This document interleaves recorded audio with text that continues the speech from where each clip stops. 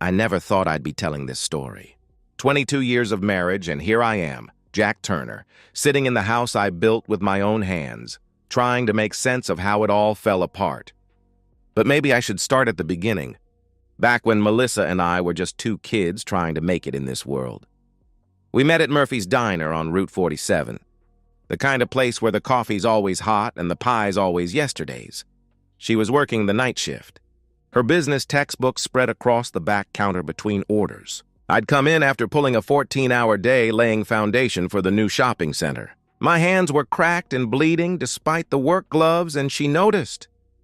"You need to take better care of those," she said, bringing me a bowl of warm water and soap without my asking. Hands like that, they tell a story. Might as well make it a good one. That was Melissa, always seeing the bigger picture, always thinking ahead. I fell for her right there, between the smell of bacon grease and the fluorescent buzz of those old lights. 6 months later, we were married at the courthouse, her in a simple white dress from Target, me in my father's old suit that didn't quite fit right. Those early years were something else. I worked construction during the day and picked up handyman jobs on weekends. Every dollar that didn't go to rent or food went to Melissa's education. She was going for her business degree, determined to climb out of the working-class neighborhood we'd grown up in. I admired that about her, that hunger for something more. When she graduated, I surprised her with the deed to a quarter-acre lot on Maple Street. It wasn't much, just a patch of earth with some old oak trees, but it was ours. I spent the next year building our house, working nights and weekends, learning as I went. Every stud I placed, every nail I drove, was a promise to her that we were building something permanent. The day we moved in, Melissa cried. She ran her hands along the custom cabinets I'd built, traced the grain of the hardwood floors I'd laid myself. "You did this for us," she kept saying. "You built this with your own hands. We made the decision not to have kids early on. It wasn't that we didn't want them exactly, but we wanted to build our life first." Melissa had her career ambitions, and I had dreams of starting my own construction crew. Kids would have complicated things, and we were already complicated enough. Two people from nothing trying to become something. For 15 years, it worked. Melissa climbed the corporate ladder at Hammond Industries while I built my reputation as a craftsman. My crew grew from just me in a pickup truck to 6 guys in a fleet of vehicles. We weren't rich, but we were comfortable. More importantly, we were proud of each other. The shift was so gradual, I almost missed it. It started when Melissa got promoted to regional manager 3 years ago. The company bought her a new wardrobe, designer suits that cost more than I made in a week. She started going to conferences, corporate retreats, networking events. At first, she'd come home bubbling with excitement, telling me about the deals she'd closed, the executives she'd impressed, but somewhere along the line, her stories changed. Instead of we, it became I.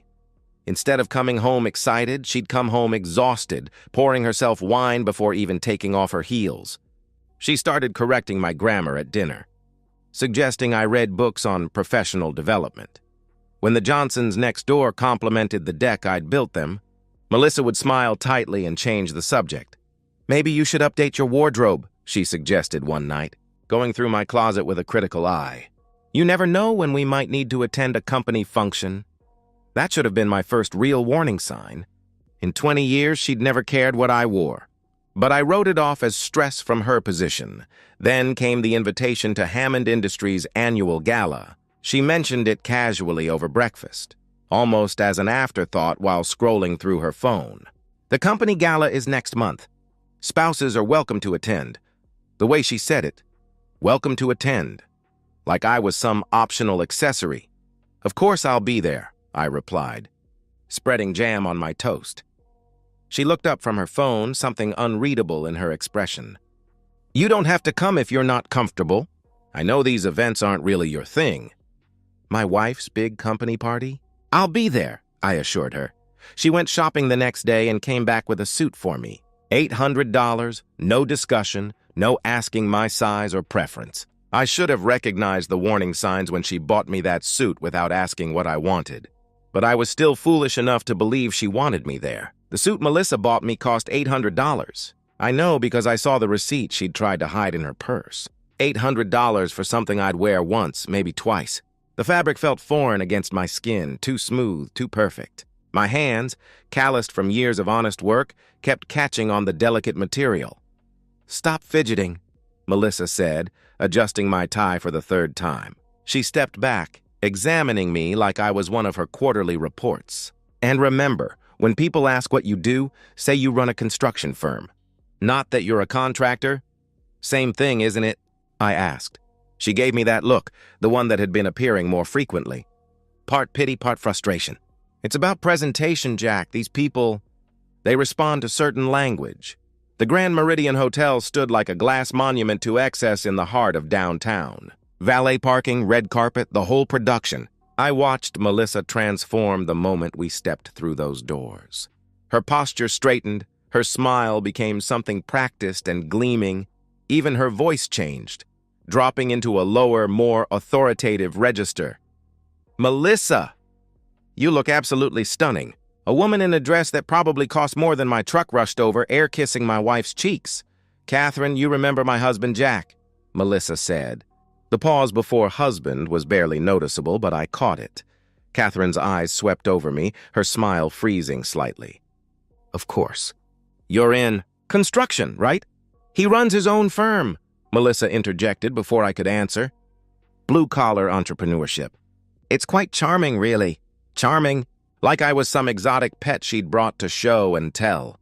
The ballroom was a sea of suits and evening gowns, champagne flutes catching the light from massive chandeliers. I recognized some faces from Melissa's stories, the accounts she managed, the departments she coordinated with. But seeing them here, in their element, I realized I'd never really understood her world. "There's Richard," Melissa said, her entire demeanor shifting. I followed her gaze to a man holding court near the bar. Richard Hale, her boss. I'd heard his name 1,000 times over the past 2 years since he'd joined the company, but this was our first meeting. He was everything I wasn't. Tall, lean, with silver hair that looked professionally styled and a smile that never quite reached his eyes. "Richard, I'd like you to meet my husband Jack," she said. This time, she didn't pause before husband. But something in her tone made it sound like an apology.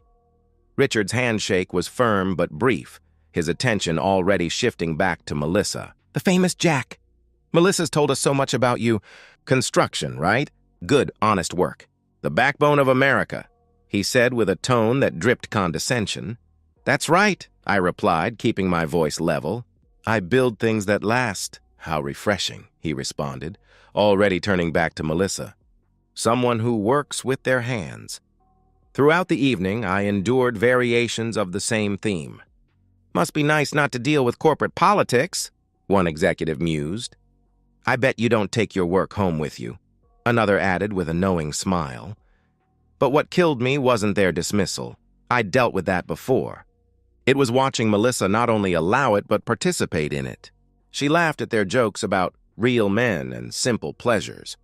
When someone asked about our house, she mentioned I'd built it myself, but quickly added, "Of course, we're thinking of hiring a real architect for the renovation." "We've never discussed any renovation," I said, trying to keep my voice light. "Oh, Jack," she laughed, touching my arm dismissively. "We've talked about updating the kitchen for years." We hadn't, not once.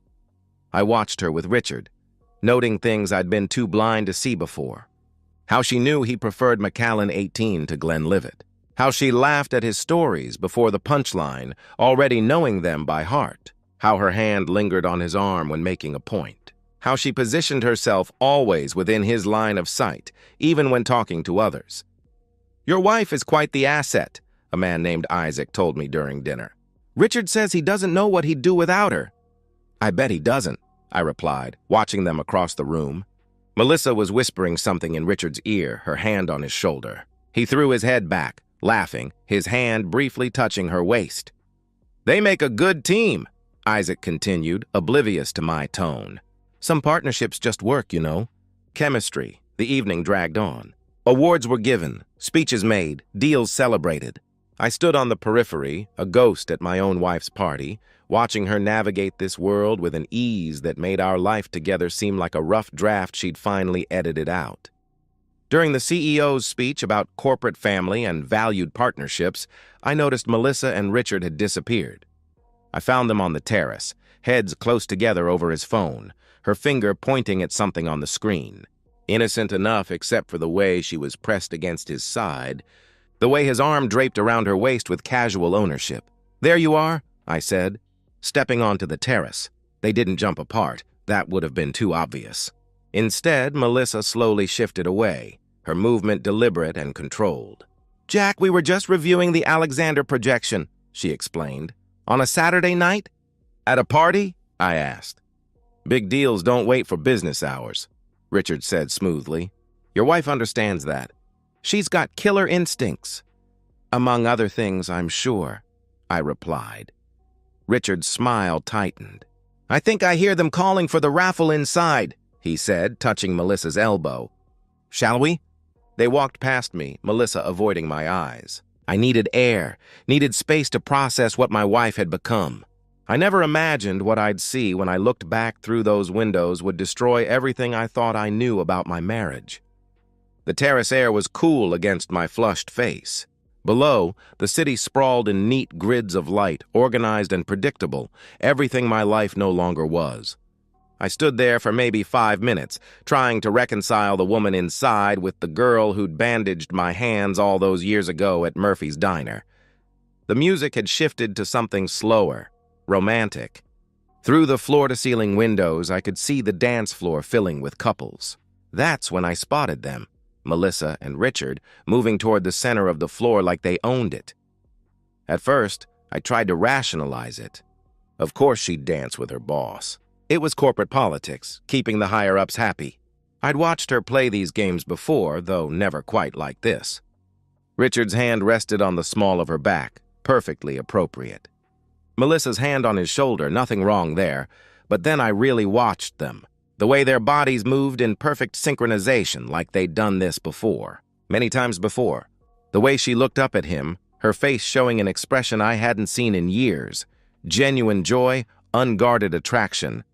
The way he whispered something that made her throw her head back in laughter, exposing her throat. Richard's hand began to drift lower. Still watching from the terrace, I waited for Melissa to step back, to subtly redirect his hand to a more appropriate position. She was always so conscious of appearances, after all. Instead, she moved closer, her body molding against his. The song shifted to something with a Latin beat. Other couples struggled with the rhythm, laughing at their clumsy attempts. But Melissa and Richard moved like professionals, his hands guiding her through turns and dips with practiced ease. When had she learned to dance like that? In 22 years, she'd never once danced with me that way. That's when it happened. Richard spun her out, then pulled her back against him, her back to his chest. His hands slid down her sides, ostensibly guiding her hips to the rhythm. But then his right hand kept going, sliding over the curve of her ass and squeezing. Not a brush, not an accident. A deliberate, possessive grab. Time stopped. I waited for her outrage. For her to step away, slap him, make a scene. Instead, she pressed back against him, her own hand reaching back to pull him closer. In front of everyone. In front of 200 of their colleagues and their spouses. Like I didn't exist. Like I wasn't standing right there watching my entire world implode. The cold clarity that descended on me was almost peaceful. 22 years of marriage reduced to this moment. Every sacrifice, every late night I'd worked to pay for her education, every dream I'd deferred so she could chase hers. All of it meaningless. I didn't remember moving through the crowd. One moment I was on the terrace, the next I was yanking Richard away from my wife. He stumbled backward, champagne spilling from someone's glass. A woman shrieking in surprise. "What the hell?" Richard started. But my fist connected with his jaw before he could finish. He went down hard, his expensive suit offering no protection against the marble floor. I should have stopped there. The rational part of my brain, the part that had built a successful business, that had navigated 22 years of marriage, told me to stop. But then Melissa screamed, "Jack, no! What are you doing?" Her concern was for him. Not for our marriage, not for what I'd witnessed, but for the man who'd just publicly groped her. I hauled Richard up by his collar and hit him again. His nose exploded in a fountain of blood, spattering his white dress shirt. Someone was screaming for security. Melissa was pulling at my arm, her nails digging into my skin. "You're ruining everything," she shrieked. "You're destroying my career." Her career. Not our marriage. Her career. I let Richard drop to the floor where he curled into a fetal position, blood pooling beneath his face. The crowd had formed a circle around us, phones out, recording everything. Good. Let them document this moment. Let them all see what Melissa Turner had become. "We're done," I told her, my voice carrying in the sudden silence. 22 years, and we're done. "Jack, please, let's discuss this," she started, reaching for me. "Discuss what?" "How long you been f***ing him? How many of these people knew before I did?" I gestured at the crowd. Several people looked away, unable to meet my eyes. That's what I thought. Security arrived, 4 men in black suits moving toward me. I raised my hands, showing I was done. Richard was moaning on the floor, someone calling for an ambulance.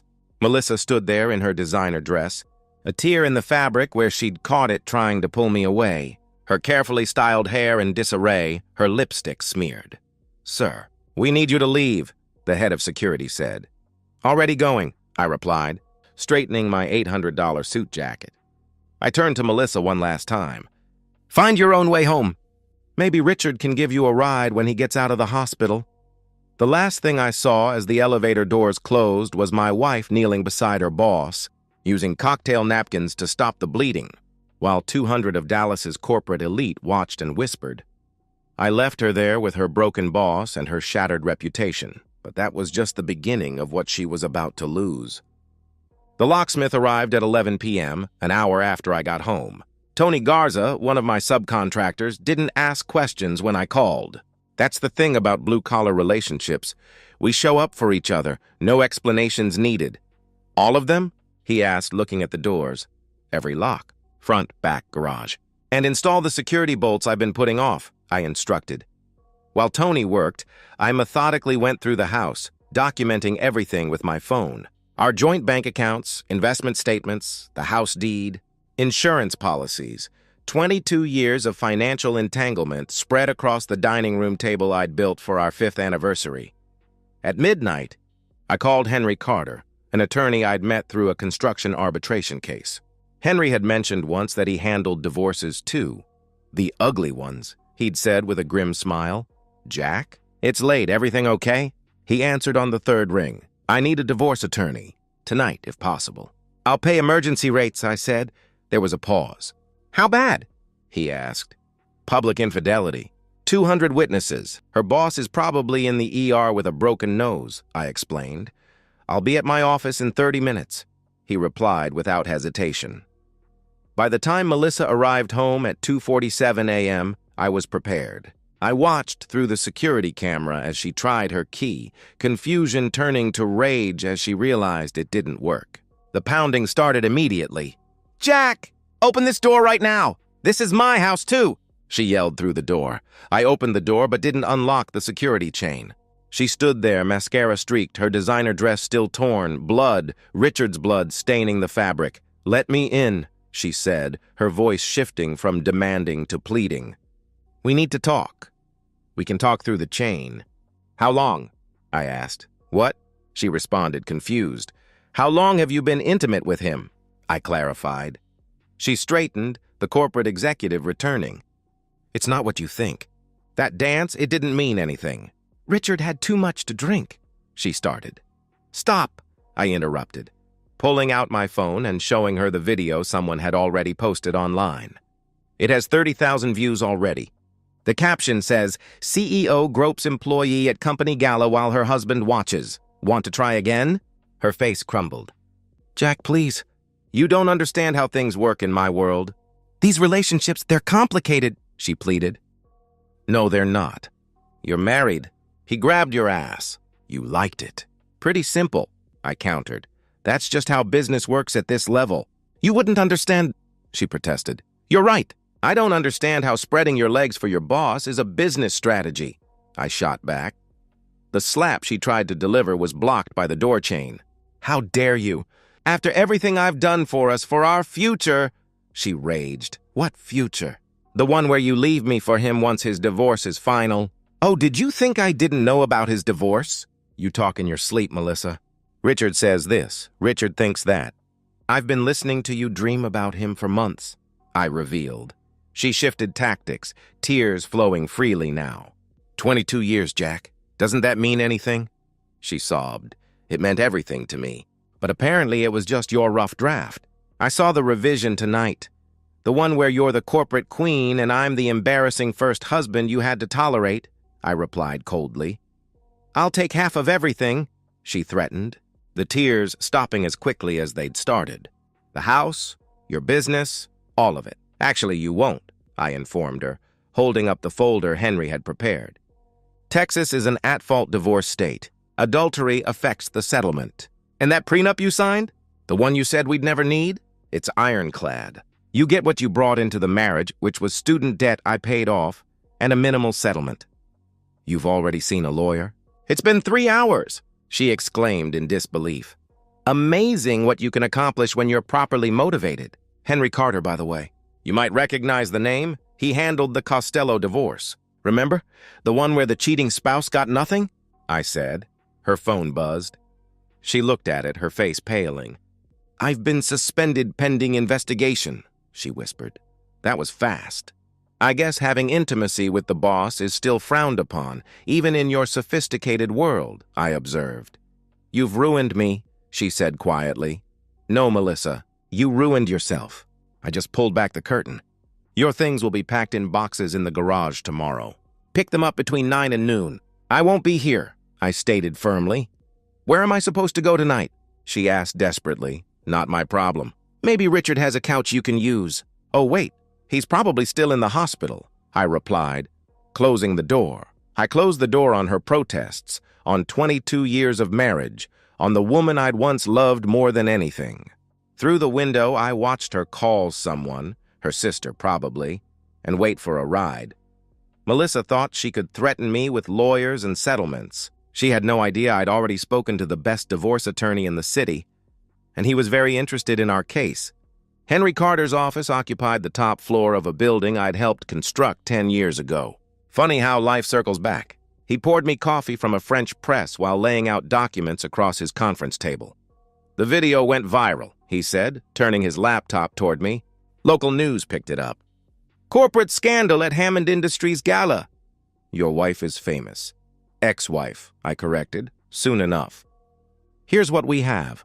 Public adultery with 200 witnesses, several of whom have already reached out offering statements. The prenup is solid. I reviewed it last night. She was represented by counsel when she signed it, so she can't claim ignorance, he explained. What about Richard's assault charges? I asked. Henry actually smiled. That's the beautiful part.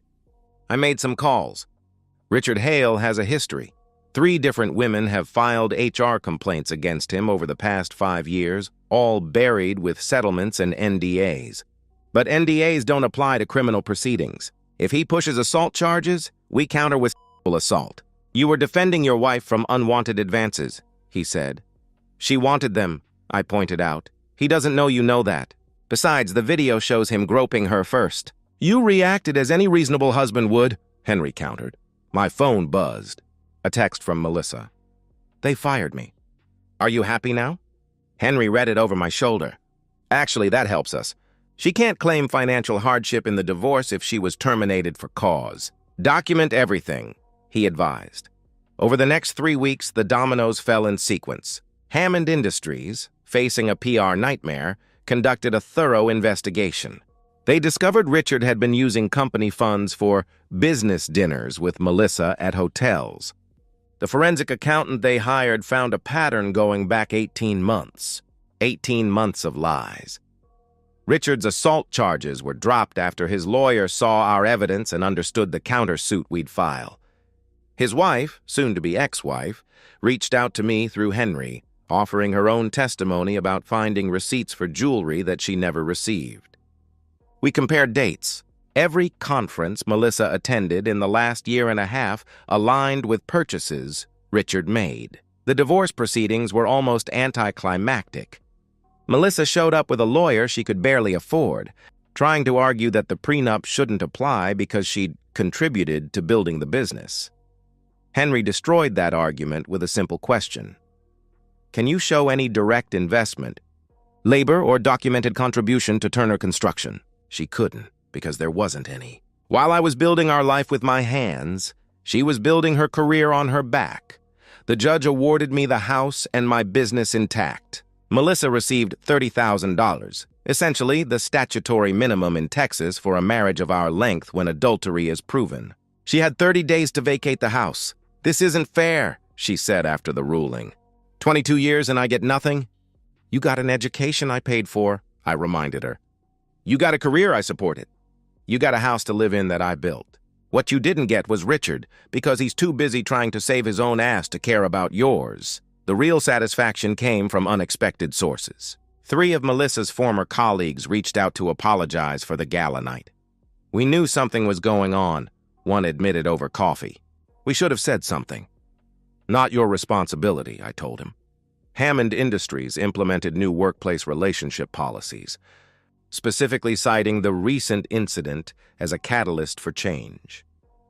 Richard was quietly transferred to their Phoenix office, a demotion disguised as a lateral move. His LinkedIn profile no longer mentioned his MBA from Wharton or his executive leadership role. He was just another middle manager now, his reputation destroyed by his own arrogance.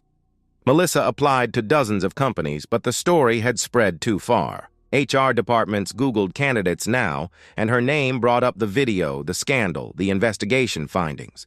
She finally took a job at a small logistics company in Oklahoma, making a third of her previous salary. The last time I saw her was when she came to get her things. She stood in the garage, looking at the boxes I'd packed, each one labeled with ruthless efficiency. Kitchen items, not built by Jack. Clothes, purchased with corporate salary.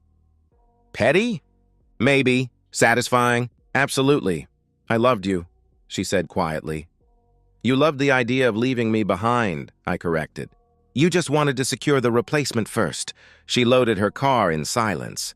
As she drove away, I noticed she was driving a used Honda, not the Mercedes she'd leased before. The plates were from Oklahoma. The papers were signed, the house was mine, and Melissa was finally out of my life. But the real satisfaction came from knowing that sometimes the quiet man everyone underestimates holds all the power. 6 months. That's all it took for 22 years to become a distant memory. I'm sitting on the deck I built, the same one Melissa used to be embarrassed by, watching the sunset paint the sky in shades of amber and rust. My coffee's gone cold, but I don't mind. These days, I've learned to appreciate the temperature of things. The house is different now. Not structurally, every beam, every joint is still solid, but it feels different. Lighter somehow, like I've stripped away old paint to find good wood underneath. I replaced our bed, donated the dining room set she'd picked out, and turned her home office into a workshop. The smell of sawdust has replaced her perfume, and I prefer it that way. Henry called yesterday with an update. Melissa's living in Tulsa now, working as an operations coordinator for a trucking company. $52,000 a year, no company car, no expense account. She shares an apartment with another divorcee she met through a support group. The irony isn't lost on me. She's back to the life she was so desperate to escape. Richard fared worse. The Phoenix transfer lasted 3 months before Hammond Industries quietly let him go with a minimal severance package. Last Henry heard, Richard was consulting independently, which is corporate speak for unemployed, with a LinkedIn profile. His ex-wife got the house in their divorce, along with most of their assets. Turns out judges don't look favorably on executives who use company funds to finance affairs. Turner Construction, on the other hand, is thriving. Word spread about what happened. The blue-collar community is small and talks. But instead of hurting business, it helped it. Clients respected that I'd stood up for myself, that I'd built something solid enough to survive a storm. We've taken on 3 major commercial projects in the last quarter alone.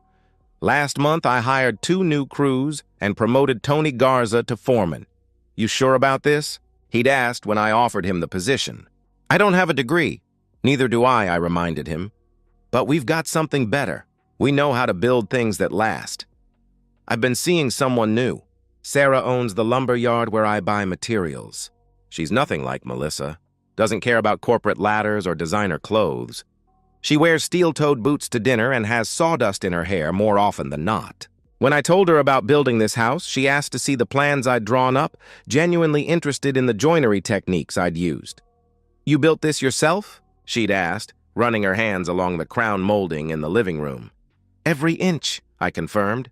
"That's incredibly romantic," she said, then caught herself. "Sorry, given what happened, that's probably—" "No," I interrupted. "It is romantic. I built it with love. Just turned out to be the wrong recipient. We don't go to galas or corporate events. Instead, we attend trade shows and builders' conventions." She doesn't correct my grammar or suggest I dress differently. When her friends ask what I do, she says, "He builds things that matter," and means it. The other day, I got a text from an unknown number. It was Melissa. "I'm sorry," was all it said.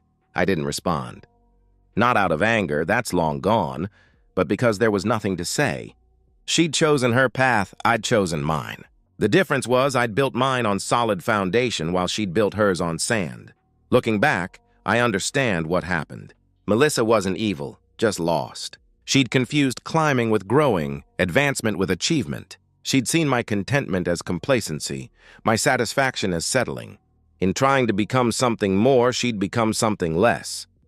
I kept one photo from our marriage, our wedding day at the courthouse. Not for nostalgia, but as a reminder. In it, we're both smiling, genuinely happy, unaware of how differently we'd defined success. I was holding her hand with the same hands that would build our house, that would build my business, that would eventually defend what I'd created. Melissa once told me I was too boring for someone like her. She was right about one thing: I am boring. I show up, I do the work, I keep my word, and I treat people with respect. In the end, boring outlasted flashy, and I was left with everything that truly mattered: my dignity, my home, and the knowledge that I never have to pretend to be someone else again. The sun's almost down now, the sky shifting to purple. Sarah's coming over for dinner. Nothing fancy, just steaks on the grill and beer in bottles, not champagne flutes. We'll sit on this deck I built, under the pergola I installed last month, and talk about real things. Tomorrow I'll wake up in the house I constructed, drive to the business I created, and continue building a life that no one can take away. That's the thing about working with your hands. You learn that the only things worth having are the things you build yourself. Melissa never understood that. She thought success was something you took, something you climbed toward, something you achieved by stepping on others. But real success? Real success is simpler than that. It's building something solid enough to weather any storm, true enough that you never have to lie about it, and strong enough that when someone tries to tear it down, they only destroy themselves. I built my life with these hands, and these hands, scarred and calloused as they are still building. And so, we've reached the end of today's story. Was it what you expected, or did it take a twist you didn't see coming? I'm curious to hear your thoughts. Share them in the comments below, and let's get a conversation going. If this story kept you hooked, make sure to hit that like button. And if you're new here or just haven't subscribed yet, now's the perfect time to join our community. I bring you fresh, captivating stories every day, so click that subscribe button and turn on notifications so you never miss out. Thanks for watching, and I'll see you in the next one.